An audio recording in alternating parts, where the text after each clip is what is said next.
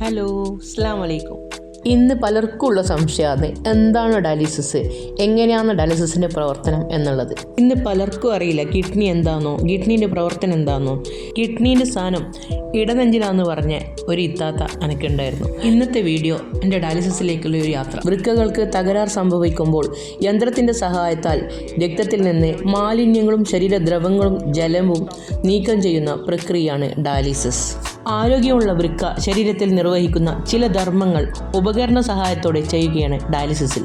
ഇങ്ങനെ ശരീരത്തിലെ ഉപാപചയ പ്രവർത്തനങ്ങളുടെ ഫലമുണ്ടാകുന്ന മാലിന്യങ്ങൾ, ലവണങ്ങൾ, അധികമുള്ള ജലം എന്നിവ നീക്കം ചെയ്ത് അവ ശരീരത്തിൽ അടിഞ്ഞുകൂടുന്നത് ഒഴിവാക്കാനാവും. പൊട്ടാസ്യം, സോഡിയം ബൈകാർബണേറ്റ് തുടങ്ങിയവ പോലുള്ള രാസവസ്തുക്കളുടെ അളവ് ശരീരത്തിൽ സുരക്ഷിതമായി നിലനിർത്തുക, രക്തസമ്മർദ്ദം നിയന്ത്രിക്കാൻ സഹായിക്കുക തുടങ്ങിയവയും ഡയാലിസിസിൻ്റെ ഗുണങ്ങളാണ്. ഇന്നത്തെ വീഡിയോയിൽ എൻ്റെ ഡയാലിസിസിൻ്റെ കുറച്ച് വാക്കും ഞാൻ ഉൾപ്പെടുത്തിയിട്ടുണ്ട്. ചികിത്സയിൽ കൃത്രിമ വൃക്കയുടെ സ്ഥാനമാണ് ഡയാലിസിസിനുള്ളത്.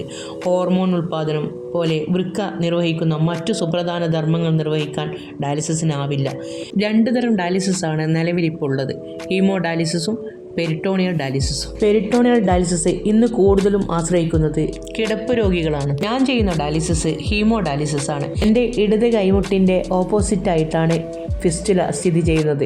അപ്പോൾ ഞാനിത് പറയുമ്പോൾ നിങ്ങൾ വിചാരിക്കും ഇതെന്തോ ഫിസ്റ്റുല എന്ന് പറഞ്ഞ സംഭവം. തുടർച്ചയായ ഡയാലിസിസിന് ഏറ്റവും നല്ലത് ഫിസ്റ്റുല തന്നെയാണ്. ചെറിയ ഓപ്പറേഷനിലൂടെ 2 ഞരമ്പുകളെ ചേർക്കുന്ന പ്രക്രിയയാണ്. ഓപ്പറേഷന് ശേഷം 1, 2, 3 മാസങ്ങൾക്ക് ശേഷം മാത്രമേ ഫിസ്റ്റുല ഉപയോഗിക്കാൻ പാടുള്ളൂ. ഡയാലിസിസിനായി ഫിസ്റ്റുലയിലാണ് സൂചികൾ കുത്തുന്നത്. 2 സൂചികളാണ് ഒരേ സമയം കുത്തുന്നത്. ഒന്നിലൂടെ മലിനരക്തം ഡയാലിസറിലേക്ക് പോകുന്നു, മറ്റേതിലൂടെ ശുദ്ധീകരിച്ച രക്തം തിരികെ ശരീരത്തിൽ കയറ്റുന്നു. നന്നായി സൂക്ഷിച്ചാൽ അനേകം വർഷം ഫിസ്റ്റുല ഉപയോഗിക്കാമെന്ന് പറയപ്പെടുന്നു. ഫിസ്റ്റുല സ്ഥായിയായ വൃക്കരോഗിയുടെ ജീവനാഡിയാണ്. ഇതിനെ മുറിവോ ചതവോ വരാതെ സൂക്ഷിക്കണം. എല്ലാ ദിവസവും ഈ കൈ വൃത്തിയായി സൂക്ഷിക്കണം. വേറൊരു ആവശ്യത്തിനും ഫിസ്റ്റുലയുള്ള കൈ ഉപയോഗിക്കരുത്. മുറുക്കമുള്ള വളയോ വാച്ചോ ഈ കൈയിൽ കെട്ടരുത്. ഫിസ്റ്റുലയുള്ള കൈ തലയുടെ കീഴിൽ വെച്ച് ഉറങ്ങരുത്. ഡയാലിസിസിനല്ലാതെ വേറൊന്നിനും ഇത് ഉപയോഗിക്കരുത്. ദിവസം ഇത് പ്രവർത്തിക്കുന്നുണ്ടോ എന്ന് തൊട്ടു നോക്കി പരിശോധിക്കണം. ഹീമോ ഡയാലിസിസ് യന്ത്രത്തിൻ്റെ പ്രവർത്തനങ്ങൾ എന്തൊക്കെയാണെന്ന് നമുക്കിനി നോക്കാം. ശരീരത്തിൽ നിന്ന് ഡയാലിസിസിന് വേണ്ടി രക്തം പമ്പ് ചെയ്യുന്നു. രക്തം ശുദ്ധീകരിക്കാനുള്ള ദ്രാവകങ്ങൾ കൃത്യ അളവിൽ ആക്കുന്നു. അധികമുള്ള ജലവും മാലിന്യവും ഫിൽറ്ററിലൂടെ പുറന്തള്ളുന്നു. കൃത്യമായി ആഴ്ചയിൽ 3 തവണയാണ് ഡയാലിസിസ് ചെയ്യേണ്ടത്. ഞാൻ ഡയാലിസിസ് ചെയ്യുന്ന ഡയാലിസിസ് സെൻ്ററിൽ ഷുഗർ കൂടി വൃക്ക തകരാറിലായി ഡയാലിസിസിലേക്ക് വന്ന ഒരുപാട് രോഗികളെ എനിക്ക് അവിടെ കാണാൻ പറ്റി.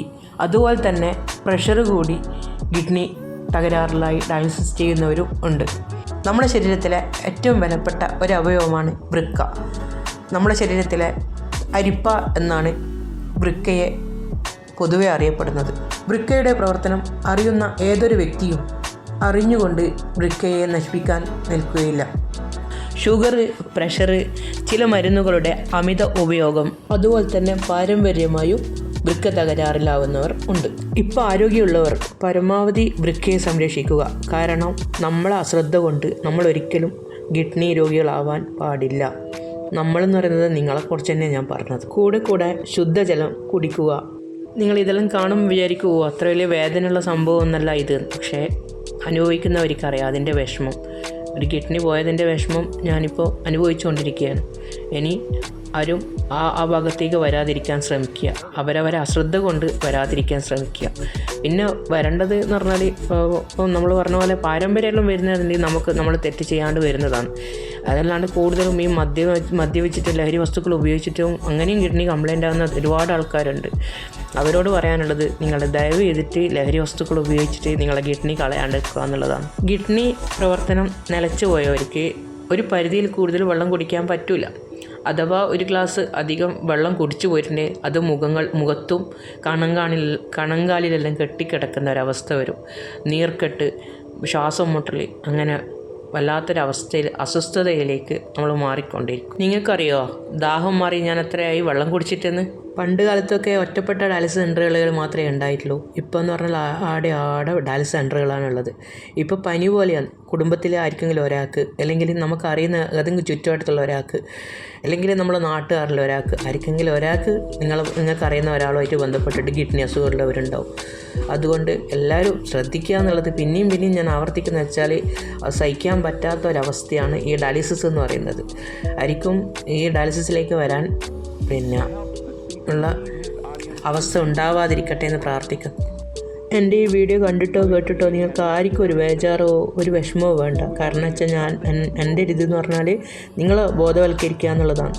എല്ലാവരും അശ്രദ്ധമായിട്ട് തന്നെയാണ് ഇന്ന് വെള്ളം കുടിക്കാത്ത ആൾക്കാർ എല്ലാവരും മിക്ക ആൾക്കാർ തിരക്കിനിടയിലുള്ള ജീവിതവും കൊണ്ട് വെള്ളം കുടിക്കാൻ വിട്ടുപോകുന്ന ആൾക്കാരാണ് കൂടുതലുള്ളത്.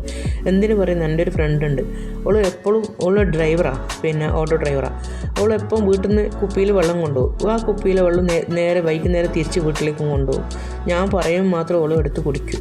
ഞാനെന്തെങ്കിലും ഇങ്ങനെ ബോധവൽക്കരണത്തിൻ്റെ ക്ലാസ് പറയും ഇതെല്ലാം പറയുമ്പോൾ മാത്രം എടുത്ത് കുടിക്കും. പിന്നെ ആദ്യം അങ്ങനെ. അപ്പോൾ എൻ്റെ ഇന്നത്തെ വീഡിയോ ഇത്ര മാത്രമേ ഉള്ളൂ. ആദ്യമായി കാണുന്നവരുണ്ടെങ്കിൽ സബ് ചെയ്യുക, ലൈക്ക് ചെയ്യുക, ഷെയർ ചെയ്യുക. ഇടയ്ക്ക് ഞാൻ ലൈവ് വരുന്നതായിരിക്കും. എല്ലാവരും സപ്പോർട്ട് ചെയ്യുക. ഇനിയും പുതിയ ബോധവൽക്കരണ ക്ലാസ്സുമായിട്ട് വരാൻ ശ്രമിക്കുക. എല്ലാവർക്കും നല്ല ദിവസം നേരുന്നു.